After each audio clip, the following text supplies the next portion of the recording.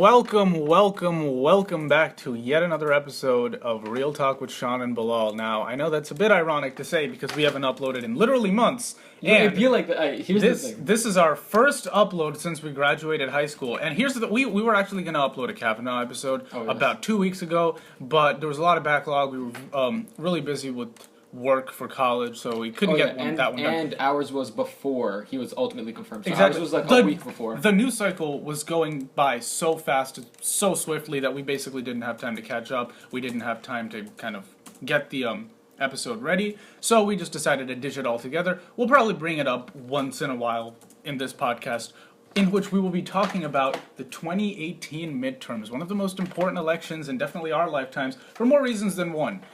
Can you vote this election? I can vote this election. This is the first election that Sean and I can actually vote. Exactly. That is one of the main reasons, for us at least, why this is one of the most important elections in our lifetimes, but also this could define Trump's first term. Now, the first 2 years have definitely been very much heavily slanted towards Republican policies because of the Republican Senate and House majority that they've been able to sustain, that they won in the 2016 presidential elections. But now, since both seats are up for grabs, the entire House and a couple seats in the Senate, I have to verify how many exactly, but basically, this allows for the Democrats to put a heavy check on Trump's presidential power and a lot of the policies that he is going to pass. And it might also result, if they win back the Senate, which honestly they have less Big if. They have a less of a chance than winning back the House, but if they do, then that could probably be the end of the Trump presidency in terms of policy as we know it. What are your thoughts? Okay, so first I'm on 538. Sean and I are both looking at the same screen right now. I'm just going to go from left to right. So let's talk first about the House, then the Senate, then the governorship. And honestly, I think that's a good way to just go about it, because I think no one's really disputing at this point. The House of Representatives, even if it's like barely going to happen, it's going to be like given to the Democrats, I believe. I believe, the classic and the deluxe are really what most people look at when they're going on 538. It gives it 38, probably an average of 38 seats given to the Democrats. The deluxe version gives it a little bit less at 35. I think it's probably going to be around there, 35, 38. I think last night on the Young Turks, Cenk Uygur was saying that it's going all the way up to like 50s. I think his range was 35 seats to 50 seats, around there.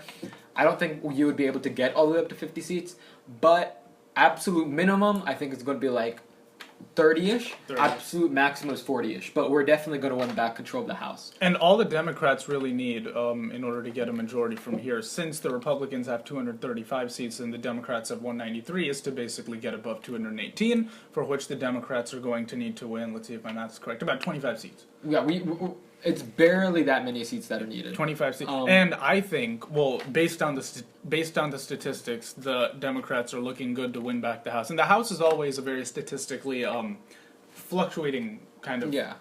It fluctuates based on who keeps the House and who doesn't. Because all the seats are up for grabs, you never know which way the election might go from a given 2-year period from the next. Yeah, exactly. I mean, the Senate seats, because they're staggered and because all the Senate seats aren't up at the same time, the way the Senate is right now is almost exactly how it will remain.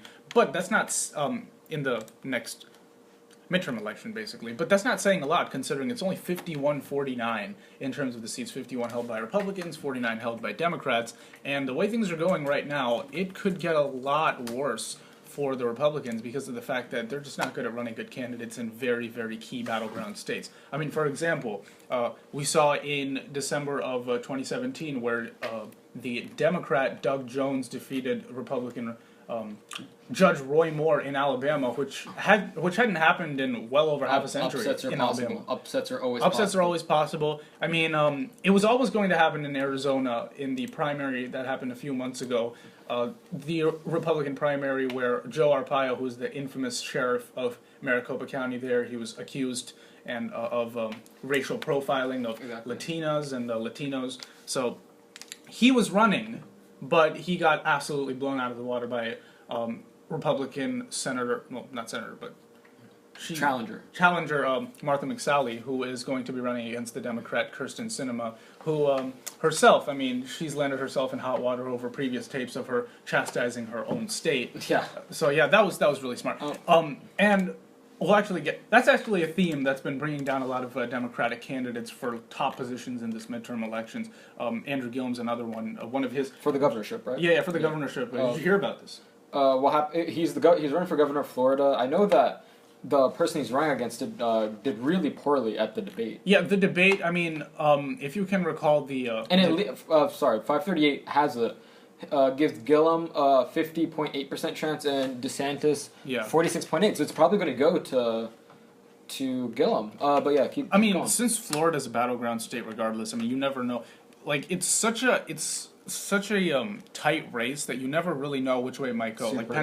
Exactly, like Pennsylvania in 2016, nobody could have called that it would have gone Republican, even though it went that way due to a couple like 10 to 20,000 votes. It wasn't even that much. But anyway, so Andrew Gillum, I don't know if you've heard about this story or not, but I actually follow a page called Blue State Conservatives because conservative blue state. Yeah, it makes sense. So there was actually a tape that was released about 2 days ago that was picked up by a lot of conservative news outlets where a staffer on the Andrew Gillum team, campaign staff, basically was chastising basically the U.S. Political system as a whole, which is absolutely fine. I mean, we do that on a weekly basis. But he was basically saying that the promises that Gillum was making on his campaign trail would not be fulfilled, and he was basically being hugely cynical. He was saying that the people in Florida who are voters are idiots, and Florida's kind of a shithole state and stuff like that. Those aren't the exact words, but that's pretty much where he was going with that conversation. So that actually has lost Gillum a few political points in the state, even though it hasn't been heavily publicized. But that could be pretty decisive at the end if it gets enough publicity. And wait, as we were talking, I mean, some of these elections are just... Go back to Florida? Oh, no, I changed the version. Oh, you changed it? Yeah, okay. So on the other version, it was saying Gillum 50.5%. I thought it dropped like 3 percentage points. No, in like a minute. In a minute. But let's just, to keep it standard, let's look at just the deluxe, just for all of them. Yeah. So for the deluxe, once again, we're going to be using 538, just because it's the one that's most visually accurate and you guys could follow along. If you go to Florida, it gives it a lean blue, 50.5 for Gillum, 47.1 for DeSantis. All the other governorships are pretty much locked in, except for Nevada, Kansas, Iowa, Wyoming, Ohio, Georgia, and Florida. It's really interesting about Arkansas, because Arkansas used to be a super blue... I mean, Clinton is from Arkansas, he used to be the governor of Arkansas, but since he left, it's been pretty much up in the air all the time. The thing is with the governorships, it's going to be such a comeback, it's going to be insane. I remember, what was it, right after... I think it's like in 2014, 2016 or something, the majority of the governorships, I think it was actually, right now, I think like over 30 governorships are controlled by Republicans. So if the Democrats are even able to make some gains and bring it up to 24, 26 at the National Governors Association, that's going to be insane. I don't know, I feel like Stacey Abrams, she's being screwed out of an election just because Kemp is doing what I personally believe to be an unconstitutional manipulation. It's sort of like in the judiciary or in the courts, right? There's this idea that you shouldn't be the judge in your own case. He's basically being the Secretary of State in his own election. Why? Because he literally is the Secretary of State in his own election. Right. That's kind of screwed up. But go back to the map of the governor races. What you have is Wisconsin is pretty damn close. Scott Walker is barely holding in there, which makes sense because Scott Walker, didn't he almost get recalled? Yeah. I mean, Wisconsin's just not a fan of him. Exactly. And Wisconsin actually, when Trump in 2016, and Trump was very famously critical of Scott Walker's lax policies on, say, immigration and taxes, especially because he's on the north. So if you're on the north, NAFTA has more of a presence. Yeah. North and south of the... Scott Walker or the Democrats just didn't realize how much of a negative view NAFTA had within that area. Or at least, globalization had within that area. Right. But just just looking at some of the closer races that are closer than you would really expect. What else you got? You have Iowa's actually pretty close. I think it gives it the tilt to the Democrat. But once again, a lot of the races that 538 is saying are kind of close they're leaning towards the Democrats, which is interesting, because that's not a trend that you would see in the Senate. So like some of these states are having elections in the Senate, and the elections are just super close in the Senate. One second, wait. We can both basically agree that the House goes to the Democrats, right? I think the probability points towards that. Yeah. Okay, so what do you think about the governorships? Well, what's the state of the governorships right now? Current state of the governorships. It's over. I want to say it's over. I think it's like over 30 Republicans. Over 30, yeah. Yeah, I know the Republicans have the majority of the governorships. They have a big majority in the National Governors Association. They've had a big majority since 2016. Yeah, since 2016. Yeah, they're 33 Republicans to only 16 Democrats. Yeah. So they more than double the Democrats. I don't see this changing anytime soon, honestly. I mean, there are a lot of tight races that can be run in the gubernatorial races across the country, but I think the governors, it stays relatively constant because, I mean, these races are also staggered, like the senatorial races, so it can be very tough to predict what can happen, you know what I'm saying? Really? I know that after... What was it? After the 2010 midterms... no, after the 2008 elections, I know that the Democrats had a big control over, like, the entire federal government. And really, the 2008 elections are what... Or, like, the results of the 2008 elections are what Democrats are just dreaming for. Exactly. To eventually happen. That was probably the best turnout, and that was probably the best result that the Democrats had since, you can say, Clinton's second term. Oh, yeah. Term. Because in 2008, once again, we're using right after the 2008 election, right? You had 32 governorships for the Democrats. What was that? 32 to 24. 32 to 20. Yeah, I was like, is the math work? The math doesn't work for that. Wait, then there were seats after 32 to 29 states to 21 states. There you go. There's the math. Okay. Yeah. So we're not counting the provincial. Yeah, I was like really confused about that. I was like, what? Okay, yeah, so it's like 50 states plus provincial. That would be 32 to 24, but just states 29 to 21. That's what and really, we're gonna be looking at states. No, I'm sorry. Exactly. Yeah. Nobody really cares about. At least they should, but I mean, unfortunately, it's not really that much of a talking point. So I think we just did that in case like we actually go into politics and someone uses the soundbite. That's what I did. Sure. Why not? Right? Why not? If someone heard me say I hate blah blah blah, they would. Oh my god. Dead. But okay. It's happening all the time now. So about to get exposed. So 29 states to 21 states, absolute domination. If you want to go to the Senate elections, at least after Al Franken was seated, it was. Oh my god! What? Oh, wasn't Al Franken? Wasn't it 60 seats for the Democrats? In 2008? In 2008, yeah. When the new senators were first sworn in, the balance was 58-41 because of the unresolved Senate election, yeah. And then it was 59. And then the April 2009 defection of Arlen Specter to the Democratic Party increased the Democratic majority to 60-40. And that's enough for cloture. But then in January 2010, the balance went back. So once again, just super marginal sort of shit. Yeah, exactly. I mean, the pendulum always has swung in this country. And honestly, I don't think it's a good thing in the Senate if you have one party that has cloture. Because for two reasons. One, you're probably going to have a really intense whiplash. And second, what would just happen is... it's just... I just feel like no party should have that much control. And then the House elections. Oh my god. 257 to 178. Body frick out of them, dude. That was huge. Yeah, exactly. I mean, like, that's why the 2008 elections are considered one of the biggest Democratic victories in a very long time. And then the 2010. Did I just say Tevin? Tevin. The 2010 elections, we just got kicked in the balls. Yeah, the 2010 elections, that was seen as largely a referendum on the more radical policies, or at least what the conservative base of the Republican Party kind of viewed as radical steps that the Obama administration was taking. It wasn't even like radical. It was just, we didn't know. Or like no one really expected Obama to have those sort of policies. Yeah, he got it.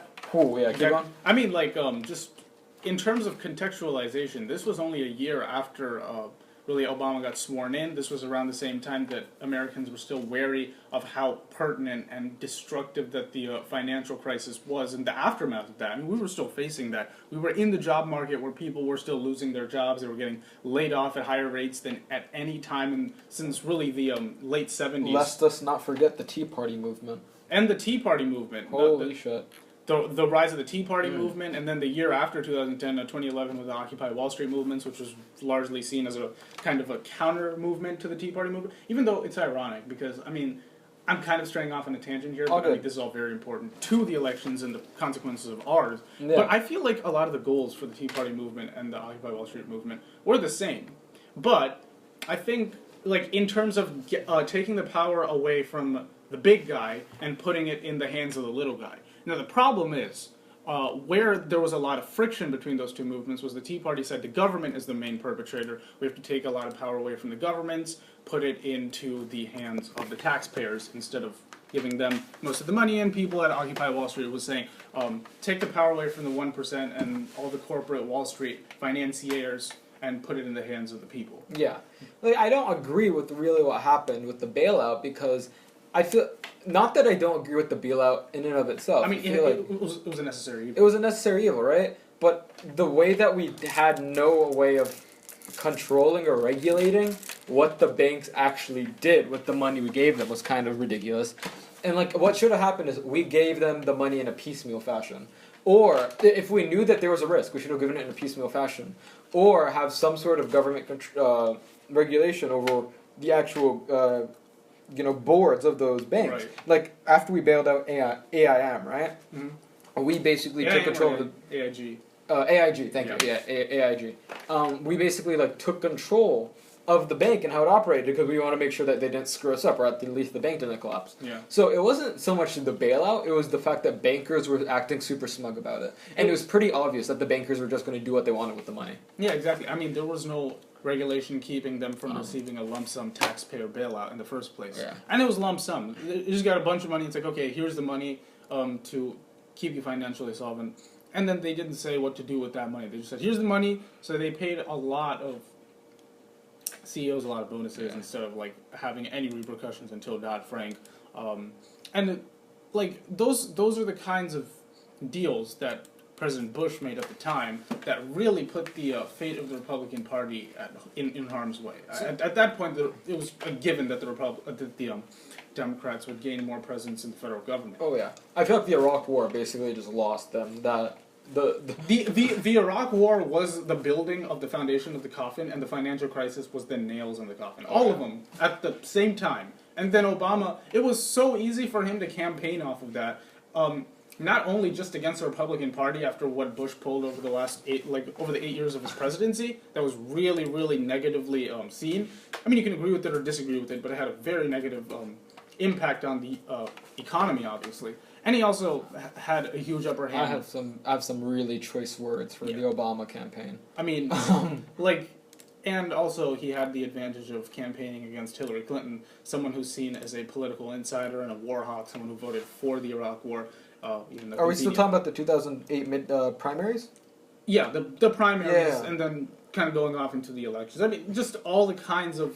There was no way you could have won against Obama. That's the thing. Yeah. Like, he was such a charismatic guy, likable guy, smart guy, black guy. Yeah. You would have destroyed anybody. Yeah. You put freaking Jesus Christ in. Jesus Christ has, like, 268 votes in the Electoral College. And that would close. And, like, from a more conservative point of view, something that we also, like, noticed, that was also...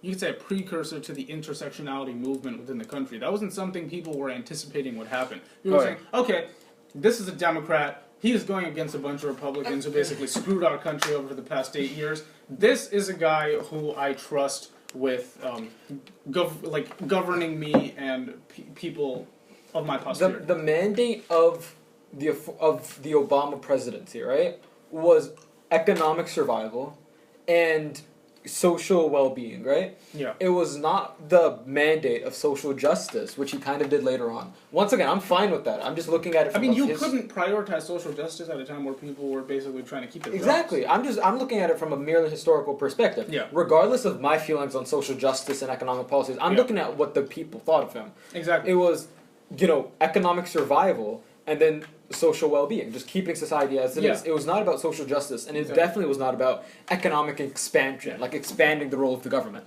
The role of the government should have been to keep the economy alive, not to add something new to the economy that now everyone has to adjust to. And then obviously George Bush had his line, no new taxes. Obama, the one that everyone points to, you get to keep your doctor. If you like your plan, you get to keep your plan. That was not going to happen, and he let it happen. That was a huge gap that the Republicans basically used to their advantage. I feel like we've kind of gone on a tangent. I kind of want to bring us back to the 2018 midterms in comparison to the 2020 midterms. This midterm, we are at a really big disadvantage. Or when I say we, I mean the Democrats are at a big disadvantage because we're running a lot of incumbents in blue seats and some incumbents in red seats. Yeah. So we are at risk, right? There are not as many seats we can challenge. It's the complete opposite, 2020. In 2020, there are so many different governorships, or Senate elections, I'm saying, that are potentially able to be picked up. Yeah. Like, if Stacey Abrams wins in 2018, that definitely puts Georgia in play. Right. Montana would be in play. What state is this? Nevada? No. That's Arizona. Arizona would be in play. Colorado would be in play. Iowa would be in play. Like, all of these different states. This is strictly Senate, right? This is strictly Senate. And then... this is the incumbent undetermined due to the special election. And we actually missed a huge race amongst talking about senatorial races across the country. In Texas, there's Beto O'Rourke versus Ted Cruz. Oh, Beto. Now, here's the thing. With just completely... From what I'm seeing, from the polling numbers, Ted Cruz has about a 51 to 47 chance of retaining his Senate seat. It's so close. It's really... In terms of percentage, it's close, but like into actual thing... I mean, the margin of error is about 2%, so you could put it either or. It's one of those things where you really don't know which side it might go to. But point is, like, Ted Cruz is still polling slightly ahead on really all polls ahead of Beto, but... It's freaking turnout. It's all turnout, and that's why the Democratic National Committee is basically pumping in as much money as possible to try to get Beto to win this seat. If Beto wins this seat, this is the beginning of a blue wave. The blue wave that the Democrats have been talking about, it really, I believe, will be catalyzed if Beto not just comes close if he wins. It doesn't matter if you come close. It doesn't matter if you lose by even one vote. You have to beat Ted Cruz if you want to initiate a blue wave. And Ted Cruz is the guy. And if you think about it, the fact that the Democrats even... or the Republicans even have to spend money to save Ted Cruz is ridiculous. Exactly. Ted Cruz is one of those people... If you're a former presidential candidate, you should be safe. I firmly believe these are two of the best senatorial prospects from either party that could be in the Senate for the next 6 years. And they're running against each other. If Beto ran in any other state against any other Republican, I believe he would have won. Hands down. It's just the fact that Ted Cruz, he's been the Attorney General of Texas. He's culminated. He's a Texan, right? Really hardcore about that. But the thing is,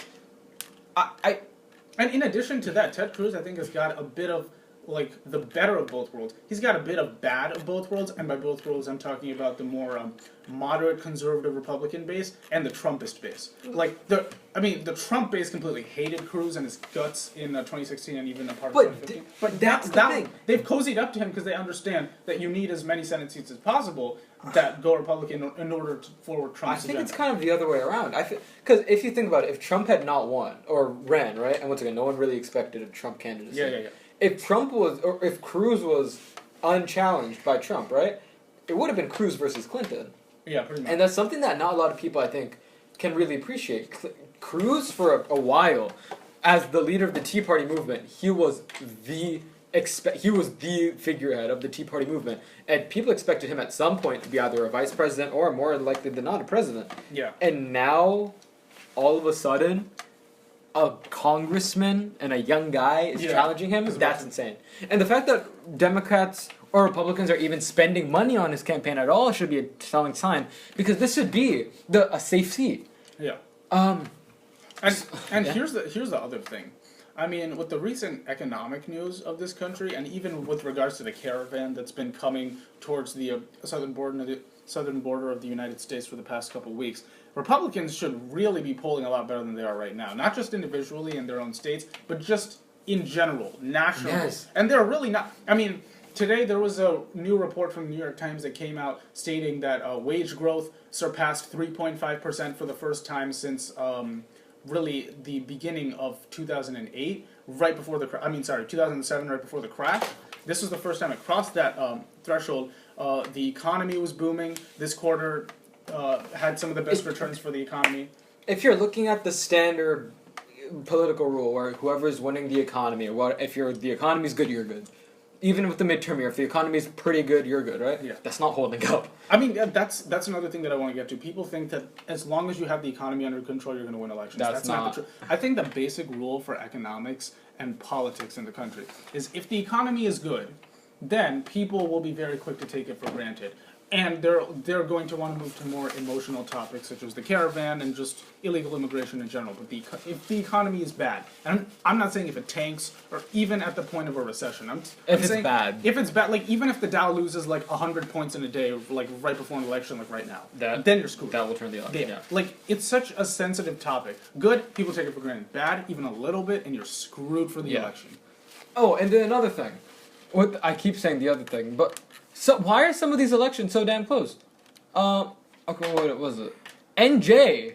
What? Wait. Go back to Menendez and Hugen. So we're in NJ, so this is actually a very interesting one for us. We see the signs. At the end of my street, there's always a guy that puts up. Oh yeah, but every advert I get on YouTube is either a Hugen or a Menendez ad. Dude, because they're going based off your view history. Yeah, that's true. Yeah, I'm just saying. I mean, even on the TVs that are all around campus, you can see Hugen or Menendez ads. That's true. It's everywhere. So right now, Menendez is about 10 percentage points ahead. National, like medium. Yeah, but the one thing. So once again, I'm like messing with the tabs because I want to open up something else. Wait, you could put it over there. Big fact. 1 sec. Okay, here we go. Just put that over here. That's trippy. No. Sean has this dual. No, you just monitor setup. Put the thing up. Oh yeah. He has this dual monitor setup and is really tripping with me. Best thing ever. Best setup. Really is. Okay, so I'm going to go to 270.com to make what I think to be my Senate map because not 270 to win. Don't type in 270.com. If you get 270.com, you get like this Chinese website. If you ever want Chinese what are some other elections you want to look at? Cinema, right?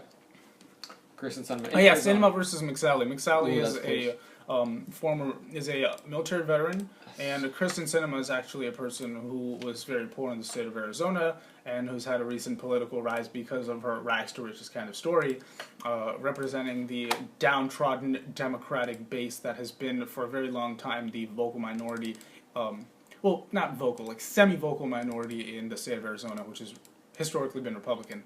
So, I mean, she is a great face of hope for her state in terms of Democratic representation, especially since there's a bad rap around Arizona in Maricopa County after Joe Arpaio's exploits and after getting absolutely owned by Sacha Baron Cohen on Who is America? Have you seen that episode? Yes. Yeah, so basically... The one with the monitor, right? Yeah, the monitor, like with the kids show and stuff like that. That was fantastic. Yeah, so basically, there's a hugely bad rap for Arizona in a lot of the urban areas where voter turnout is historically very low and historically very gerrymandered in favor of the Republicans in that state.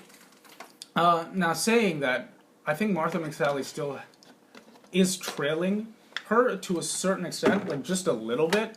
It's too close to call, obviously, but Kirsten Sinema is... Yeah, look at that. Can we at least appreciate the fact that 2 women are running for the United States Senate? Oh, yeah. I think that's a great thing. But I think what's better is that we didn't think about that until now. It's like just, I just popped up. Like, we are talking about their policies. You mentioned their credentials before you mentioned their gender. That's how it should be. We shouldn't be running on identity politics all the time. It should be secondary or tertiary or whatever. So basically, she was about a percentage point ahead, but she was a couple, I think 4 or 5 percentage points ahead before that tape of her chastising Arizona came out. So yeah, that wasn't really smart politics. I believe that's what you classify as a oof. Exactly. Oh wait, and can we just acknowledge the fact that and Heidi Heitkamp is fucked. Heidi Heitkamp is losing in North Dakota by a good 5%. No, she's not losing. She's fucked. Go to Claire McCaskill in Virginia. Oh yeah. Wait. McCaskill's in Virginia. West Virginia, I think. No, that's not McCaskill. McCaskill's my God. Yeah, Minnesota. Missouri, Missouri. sorry, yeah. I remember this during RMC, Records Model Congress. Oh, I okay. had to go against someone that was McClaskill, and I was like, who the shit is So this? McCaskill is about a little less than 2 percentage points ahead, but Claire McCaskill has Better chance of winning. a good chance of winning. But like she's Josh Hawley, who is the Republican challenger of McCaskill, has basically cut his trailing in half, or even by 3 times. He's after pulling through. McCaskill made some recent comments, basically about her not siding with the quote-unquote crazy Democrats and sticking towards the kind of moderate wing of the Democratic Party, which is very understood because Missouri has been a state that has gone more often than not towards the Republicans, and this is her best chance to actually win. So it's politically it's good, but at the same time it does raise a lot of statistical uncertainty as to who's going to vote for and against her in which communities because of these kinds of comments. I mean, if you're looking at 538, you have this 2.7% that's other. Vote for whoever you want for, but that just shows the margin that it is. Like, that other, or people that just, decide who to vote for on the day of, And there's no significant third-party candidates in Missouri anyway, so it's not even like it's not an Evan McMullen in Nevada kind of situation. This is this is a true two-party race in this state. I'm looking for some of the closer elections. What about Joe Manchin? How was Joe Manchin? Oh, Joe Manchin's solid. Yeah, Joe Manchin's 7 out of 8 chances. He's solid. Yeah.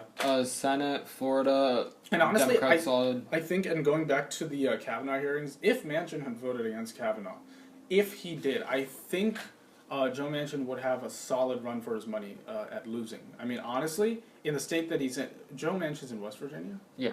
Yeah. West Virginia is pretty Republican in many areas, so he's pretty much won a lot of those counties just by voting for Kavanaugh. He's most helpful when we have to end cloture. Pretty much. He's just a useful guy. You just want as many people as you want in your party, Yeah. but he might as well be a Republican in terms of how he votes. New Mexico is blowout for Democrats. Arizona, oh dude, I can't. The thing is, you have a hope as a Democrat that you'll be upset and that some of these races will flip, right? Like you have logically, just going really quickly because I have to go in a bit, but if you look at it from the most logical point of view, I think that the Democrats get 50 to 50 seats. I don't think that's that big of or that radical of a notion. We pick up Nevada and Nevada and Arizona, actually, one sec. Let me just look at...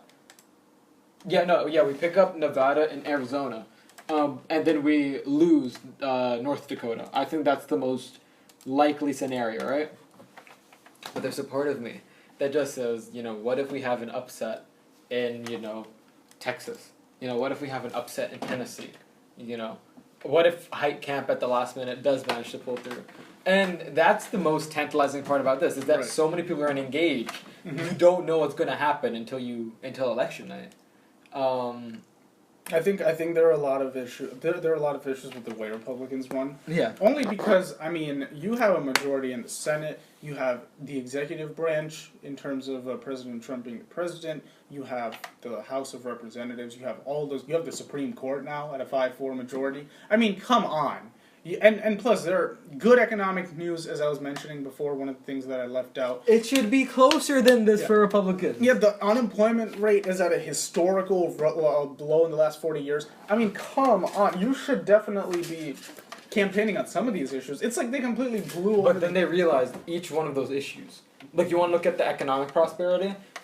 They kept saying how good the economy is. But, real wages haven't increased. They keep talking about how they're going to fix healthcare, but they failed to repeal Obamacare. The Supreme Court, they have a 5-4 thing, but look at the entire Kavanaugh impact, right? So it's really weird. Here's the thing about the Kavanaugh impact. I have a lot of conservatives in my political circle, and they have never been as energized as now because of how the Kavanaugh hearings went. They were pissed.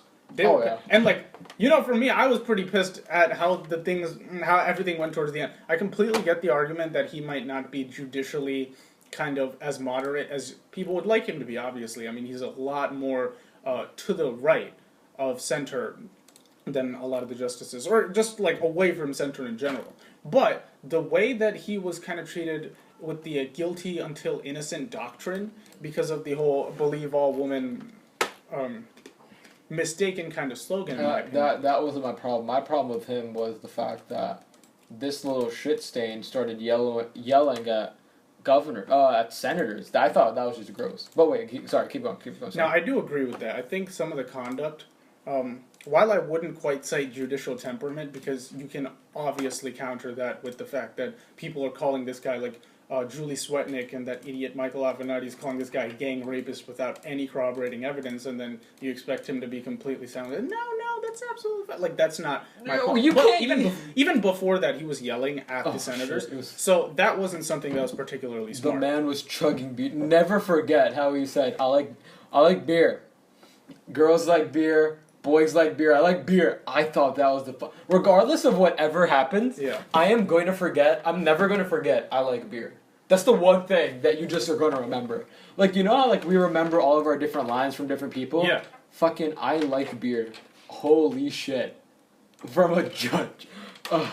Yeah, I mean, after that, he also came out with the Wall Street Journal op-ed saying that I said a lot of stupid things and I yelled when I shouldn't have, all that kind of... He basically made an apology. I think it was a little later than he should have done it, but at the same token, I mean, this guy was accused of gang rape without any corroborating evidence, and no one even questioned the prosecution. That is a very solid point. Yeah, exactly. I mean, like, see, here's the thing. You can have your opinions on his jurisprudence, but... the way that guy was treated because of one allegation from one person is just unbelievable, especially when you have the backing of the national media, especially like CNN and MSNBC. I don't want to sound like a right-wing friggin' conspiracy theorist, but it's true. They were all supporting her. She had the media behind her. She had the Democrats behind her. She had Hollywood behind her. Everyone behind her. And Kavanaugh basically only had the government. And trust me, nobody in this country, as much as you would love for like your political party to win elections, nobody really likes the government or even cares for what they have to say. So, in that sense, there were a lot of Republicans that were really pissed off. Conservatives in general. People who don't care for the Republican Party. I am one of them, and I wish that we could cryogenically freeze Kavanaugh just so we could piss off the friggin' left. Just for centuries. That's how pissed off I was at how he was treated towards the end of the hearings. And if he does, like, some of his rulings might be influenced by just how much he was pissed. I don't think it should, but, like, I wouldn't blame him if he's like, oh, okay, just to stick it to the man, I'm gonna rule this on certain issues. He shouldn't, but I wouldn't blame the man. That's what I'm saying. You know what I really love, Sean? I really love when you just get pissed off. Because you on the podcast, you kind of keep a monotone voice sometimes on the podcast, but sometimes you just lose your shit. And this is one of those times. That's my favorite part of the podcast. Okay, I think we're going to wrap it up in like the next 5 minutes. Yeah. Are there any closing points you want to make about the House of Representatives, the Senate, the governorships, or all three? Well, I think just to close things up, just to reiterate what we've been saying throughout this entire podcast, I think the Senate is definitely looking a lot closer because of its staggered nature of kind of the seats. See, this is what I mean. He calmed the hell down. Yeah. I mean, like, this is a lot more objectively speaking. Keep going. So I think the Senate, the Republicans have a better chance of at least not losing the majority. At least, I think it's going to be at least 50-50, but I think the Republicans will keep it. Now, in terms of the House, it's not looking too good for the Republicans. I think because 25 seats, and the Democrats are projected to get 35 plus seats. Also, the New York Times projected like 98% Hillary would win in 2016. So what do I know? Maybe the polls are wrong. But the point is, I think this definitely is a referendum on Trump. And I think people aren't voting with the same vigor and with the same intensity for Trump or for Trump's backed candidates as they did in 2016. Two reasons. Well, really one main reason. 2016 was all about Trump.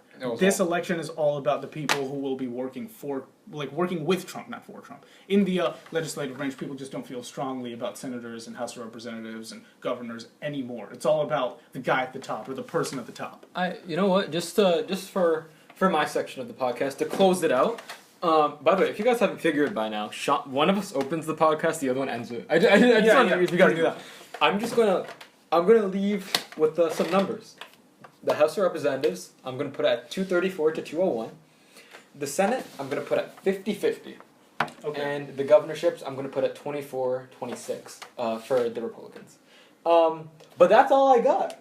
That is the midterms. We will see how right we are, how wrong we are next time on Real Talk with Shan and Bilal. If you guys are listening to this, please vote in the midterms. Please vote. Whether you're Democrat, Republican, Libertarian, Green Party, I don't care, right? Just vote in the midterms and have a good one, guys. Peace out. Peace out.